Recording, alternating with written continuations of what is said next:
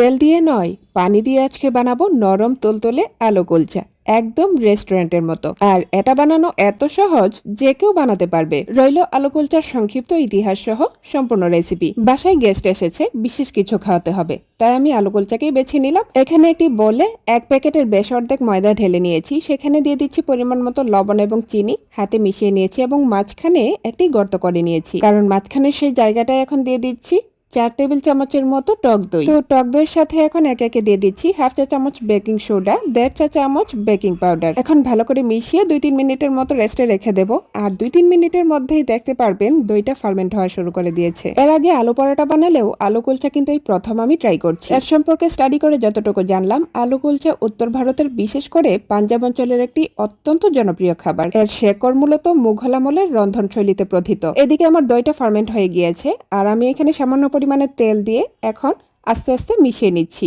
এখন অল্প অল্প করে পানি দিয়ে হাতের সাহায্যে একটি ডো তৈরি করে নেব।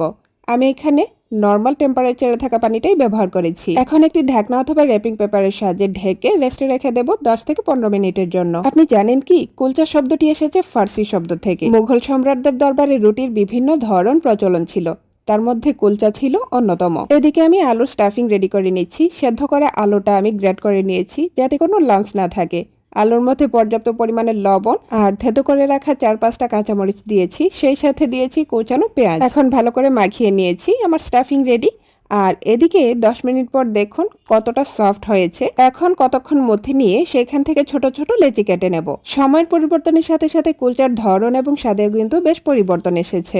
যেমন মুঘল আমলের কুলচা ছিল কিছুটা সাধারণ এবং মাংসের ঝোলের সাথে খাওয়ার উপযোগী। পরবর্তীতে পাঞ্জাবের সাধারণ মানুষের হাতে পড়ে এটি আরো সমৃদ্ধ ও বৈচিত্র্যময় হয়ে ওঠে। এদিকে আমি ছোট ছোট লেচিগুলোকে হাতের সাহায্যে একটু গর্ত করে তার ভেতরে আলুর স্টাফিং দিয়ে দিচ্ছি। এখন মুখটাকে ভালো করে সিল করে দিচ্ছি যাতে করে স্টাফিং গুলো বের হয়ে না আসে। এই পর্যায়ে লেচিগুলোকে আরো 4-5 মিনিট রেস্টে রাখতে পারলে ভালো হয়, কিন্তু আমার হাতে সময় না থাকায় সাথে সাথেই বেলে নিয়েছিলাম। তবে আলু কুলচা মূলত পাঞ্জাবের অমৃতসর শহরকে কেন্দ্র করে বেশ পরিচিতি লাভ করে। সেখানকার তন্দুরি শেকার পদ্ধতিও বেশ জনপ্রিয়, কিন্তু আমি প্রথমেই বলেছি আমি আজকে পানিতে সেকে নেব। এদিকে প্রত্যেকটা লেচিতে আমার আলুর পুর দেওয়া হয়ে গিয়েছে। এখন একে একে বেলে নেওয়ার পালা। সামান্য কিছু ময়দা ডাস্ট করে নিয়েছি। এখন একটা লেচি নিয়ে বেলনের সাহায্যে হালকা একটু প্রেস করে লম্বাটে শেপ দিয়ে বেলে নিচ্ছি। এখন এর উপর দিয়ে দিচ্ছি কালো জিরা এবং ধনেপাতা কুচি।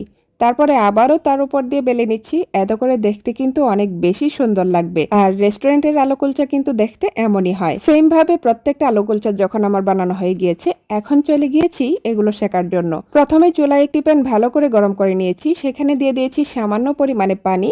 আর সেই পানিটা যখন এইভাবে টকবক করে ফুটতে থাকবে, সেই পর্যায়ে এখানে একে একে আমি আলু কুলচাগুলো দিয়ে দেব। আমার একটা প্যানে 2টো কুলচা ধরেছে। আর এখন ঢাকনা দিয়ে অপেক্ষা করব। ঢাকনার ছিদ্রটাও কিন্তু বন্ধ করে দিতে হবে। যখন পানিটা শুকিয়ে আসবে, তার মধ্যেই কিন্তু দেখবেন কুলচাগুলো ফুলে গিয়েছে। কুলচাগুলোকে উল্টে দিয়ে তার মধ্যে সামান্য ঘি ব্রাশ করে নিয়েছি। এতে করে দারুণ একটা স্মেল আসবে আর কুলচাগুলো খেতে দারুণ লাগবে। আর এভাবেই প্রত্যেকটা কুলচা আমি একে একে সেকে নিয়েছি। দেখতে যতটা লোভনীয় লাগছে, কুলচাগুলো কিন্তু একদম নরম আর সফট হয়েছে। সাধারণত ছোলার ডালনা বা ঘন গ্রেভি দিয়ে আলুর কুলচা পরিবেশন করা হয়, কিন্তু আমি আজকে গরুর মাংস দিয়ে পরিবেশন করেছি। আপনারা কে কে আগে আলুর কুলচা খেয়েছেন কমেন্টে জানাবেন।